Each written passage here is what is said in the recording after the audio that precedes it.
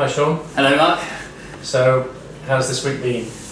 Yeah, it's been really, I guess, a really good experience. And I wish I'd sort of done it sooner, to be honest. Like, obviously I've done this job for years now, and I thought I had a bit of an idea, but there's been so many sort of little things about the week which I just wouldn't have thought about. So things like, you know, getting the aspirate out sometimes being a bit of a problem. The effect it's had on my bowels, the different. What's happened to your bowels? So I don't know. Like, personally, I thought it would send it. If you want to talk about that, it was sending really loose because you're putting liquid food. Putting loads of liquid food in. I'd thought I'd probably go a bit looser, but if anything, I've gone quite constipated. If you want real detail, I've probably gone. It's gone to like a sort of a slimy, smooth poo. Oh, nice. Yeah, and quite hard to pass. Yeah, which hasn't been very pleasant, to be honest. So I know I had a perfectly normal bowel before, so it just shows that the fibre, I guess, or whatever's in the feed, isn't the same as what you might, the dietary fibre, I guess. It doesn't seem to have the same action on my bowel. And that's with, I guess, a healthy bowel and not having been ill or anything, or having any medications. Anything else that you've noticed particularly difficult? Difficult, I guess, it's just fitting everything in. So, especially when I was on bolus feeding, you know, having to take everything out with you, and also been working or, you know, sorting the kids out and things like that. So like the school run on Friday, I did school run on Friday morning, and so I had like an hour, which I usually have time to get breakfast, get everyone changed and ready for school.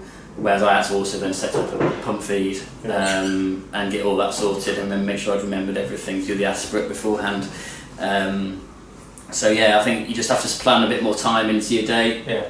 And I didn't always diary it. I didn't sort of think I'm going to have feed at these times. I thought I need to get this feed in, and I did it at set time. You know, not set times, but I thought I need to get one in now.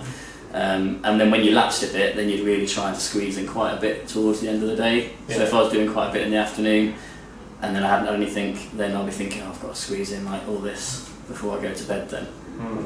So yeah, I think you probably would have to, if you were on it long term, I'd probably want to be a little bit more structured about it and make sure. Yeah. Anything you missed particularly? I've missed food. That was the other surprise, I guess, was I haven't felt hungry at all. Yeah. Even when I was pump feeding throughout the whole day at a slowish rate, I didn't feel hungry. But I've obviously craved food. Yeah. So it was Ben's 6th birthday this week, so he's had a few parties, so there's been loads of sort of nice food. I think they went to McDonald's, we had like family dinner at ours, loads of cake and stuff like that. And I was sat there at the table squeezing in a 40 sip, which is obviously manageable because I know it's coming out today, which isn't the same, but it wasn't the greatest. Thinking, about food and coffee, I've missed my coffee. But despite all that, I think there is a difference between feeling hungry and missing food. Yeah. And I don't know if that's the same for patients, because obviously lots of patients say they feel hungry, whether it's hunger or they're actually missing the action of sort of social eating and taste. Yeah.